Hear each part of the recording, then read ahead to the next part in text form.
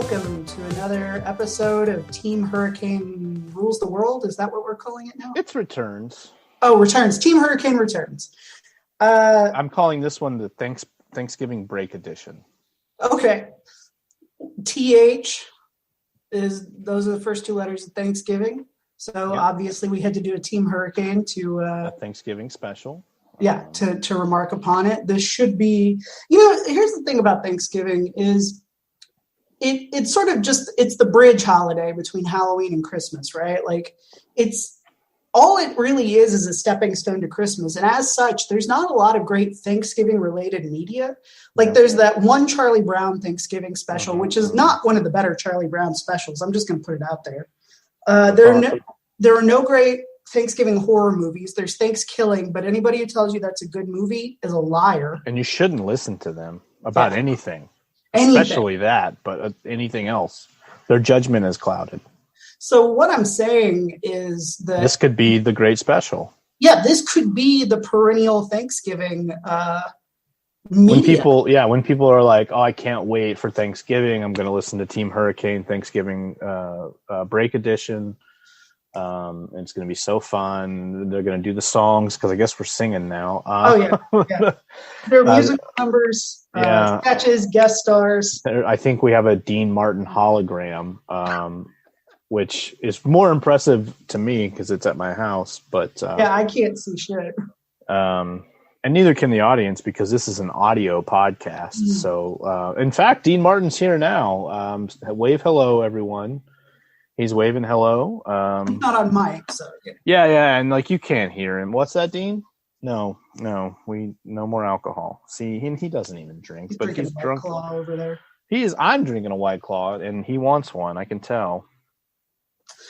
Yeah, it's the alcohol of the future, as far as Dean Martin's concerned. Yeah, he's like Dippin' Dots, but for alcohol. He's like, let me have some of that hard seltzer, and I'm like, Dean, you wouldn't like this. You're a Scotch man or a whiskey. And he's like, I'm a get drunk man. And I was like, that's fair, Dean Martin.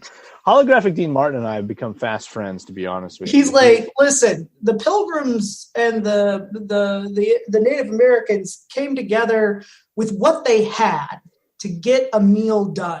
And I gotta be honest with you, that's spirit. Yeah, like that's like it's an allegory for the White Claw that Dean Martin wants, I think. But also it's an allegory for Thanksgiving as a holiday. It's just like we'll figure it out. We'll do Thanksgiving.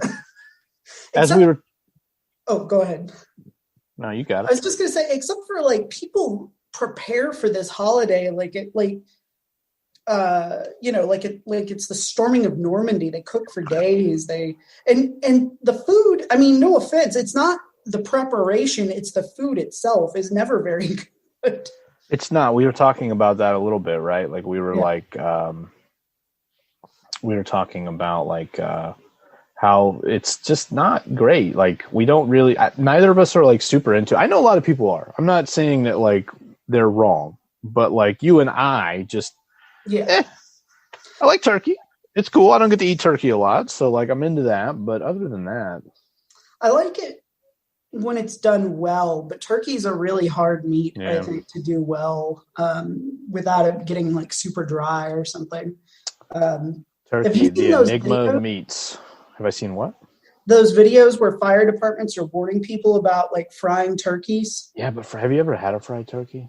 Oh yeah, it's delicious. It's the best kind of turkey. Yeah, it redeems turkey. Yeah, absolutely. I had one time, and I was like, "This is fucking turkey." Like I was like astounded at how good it was. Yeah. And I've been chasing. It's like heroin almost. I've been chasing that turkey like ever since that Thanksgiving. It was over a decade ago. Did we have it at Friends Day? Chasing the fried dragon. What if that's actually what it was dragon meat? Like it wasn't turkey. Wow, and that's how they get you. They're like, it'll never be the same because it's not the same no matter what you do. It's dragon meat, you idiot. And there were only so many dragons, and we killed them all to make this one Thanksgiving special. And so we thought it was the end of the world, to be honest with you. Yeah, look, I mean, Trump had just been elected, so so we just, this was like in 2007 for me. So like, oh, okay. Bush is going to end the world, I guess, would have been the. Well, we were probably like, oh, Jesus Christ, man. Like, fucking, that dude's incompetent. He can't even get a city under control. Like, he can't even, like, help a city get under control after a hurricane. Might as well kill all the dragons. And they did, and it was delicious. I gotta be honest, it was the best Thanksgiving ever. That was the only Thanksgiving I even cared about, to be honest with you. Yeah. When I think back on my deathbed, when I'm thinking of all the times in my life, that's the only Thanksgiving that's gonna pop up, I think. It's funny that we're doing a Thanksgiving special, and all we've done so far is badmouth Thanksgiving. Let me ask some questions about Thanksgiving. First of all, how do you feel morally about celebrating it? I mean, because of the genocide and all that. Yeah. Because the indigenous peoples, that were wiped out and who we pretend we make friends with today. And like that was actually a friendly thing, right? Like it was very friendly. The origin is, they were like, these fucking white people. They don't know how to do shit. They're just fucking up left and right over here. All right. If you're gonna live here, let me go ahead and tell you how it's done, and then we can have a feast and it'll be all gravy. And we'll make gravy as well. From a buffalo, probably. Buffalo gravy. I actually don't know if buffalo are even that part of America. That was super generalized on my part, and I apologize. I assume all the same animals and plants are everywhere in the American continent. Even though I know that's not true. I still, for the purposes of this story, it is. I don't know. Did it actually happen? You know more about history than I do. Yeah, I think that there's something in that like vein happened. Yeah, like the event itself probably did happen. I don't know if the backstory is all true, but I mean, yeah, it happened, and like it's good. Like that's like ideally how the whole fucking thing should have went down, right? Like it should have just been like a series of us being like, "Hey, we're very grateful for you helping us out, and we're just gonna like take care of you, and you're gonna take care of us, and everyone's gonna be cool. It's gonna be fine." Right. But obviously that's not. Yeah, it didn't really go that way. But I think it's fine to acknowledge that. I don't know though. Like that opens up a whole different can of worms. Like how are you even like okay with like being in this country like that has done those sorts of things? Like. Well, I think living in the country is something. It's like you were born here, and getting out would be very difficult, especially right now since all the borders are closed. So I don't think you can morally fault somebody who was born here just for being born in a place, It's more about what do we do with ourselves, and that knowledge. I think we can't undo that, Yeah, I mean that's actually probably the best way to look at it. It's like I think you should acknowledge it, because not acknowledging it is like it's shitty to like the history of the people that lived here before us.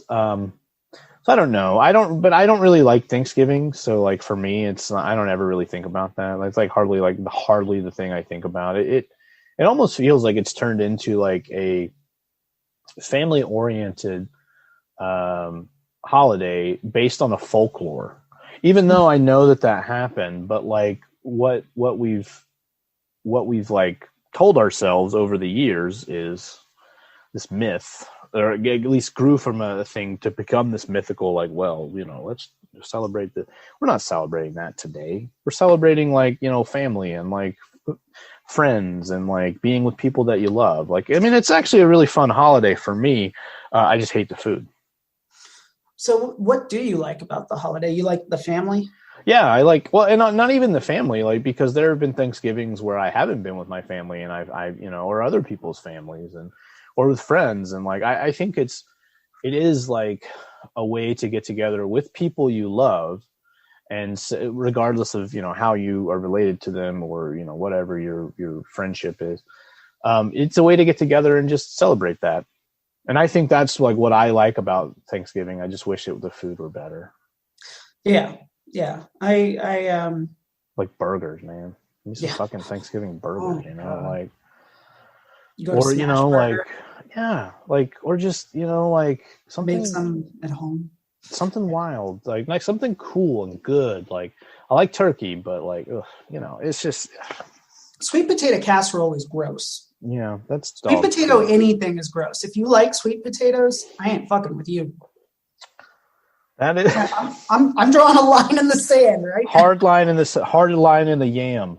Oh yeah, no yams either. Aren't yams and sweet potatoes the same thing? I think they are, but I don't eat either of them, so I don't know.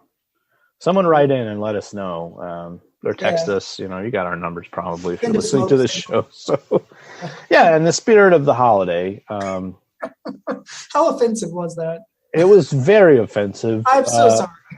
I wasn't even thinking about that. I wasn't either, though. That's the thing. I was just like, oh, yeah, okay, do that. And I was like, wow, man, like, maybe we should cut that. No, it's fine. We knew immediately. It's all good. We were like, oh, man, we've been desensitized to think about this. Like, we brought it up immediately. I think we're okay. Okay. We're doing whatever work we can, like. Trying to do better. And again, the essence of Thanksgiving. You were saying you liked Thanksgiving. We were talking about yams. Somebody was going to write in and fuck tell yams, us. though. Yeah. That's where we ultimately landed. Although there's going to be some strong backlash, I think, because there are a lot of people out there that really like Thanksgiving. Yeah, there's definitely a sweet potato lobby. Yeah. My ex-wife is part of it. Yeah, the Yam Jam. That's what they call themselves. Yeah. That's adorable. They're like, we jam up the legislative works with our goopy, disgusting, too soft baby poop cat food. Should never have been a food. Yeah, that was probably one of those foods where they were like, I mean, we can eat it. Yeah. There's probably other food like celery. They were like, you can. I like celery though. I like celery too, but I mean, like in terms of tastiness. Taste and also like, it's good fiber, I guess. It's about all it's got going for it. It's crunchy. It's a good accent to other things, but like it just, it's in my opinion, celery is never going to be the main event. Like you're not going for celery when you go to like let me have the poached celery. No one says like shit like that at like. It's like, oh yeah, the celery comes with this other thing that I want, and I will enjoy it as part of a food ensemble, but it isn't the main show. It is a character actor of the vegetable world. It's not okay, a star. like okay, it's Ray's brother, not Ray. Okay, like. You know what? Ray's brother works all the time. Yeah, he's a working actor, man. Like exactly, like he is out there. He's doing it, and I'm proud of him. Good for you. Doing it, yeah. Celery, we salute you.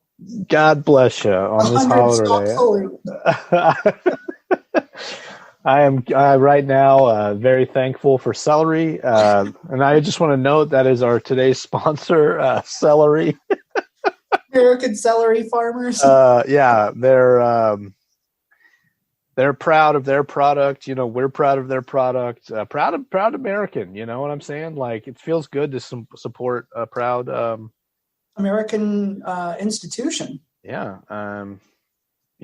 Them and kale, really like coming in clutch, like for America when we need it the most. Like exactly. Yeah. I mean, celery is the backbone of the American vegetable industry. Mm-hmm.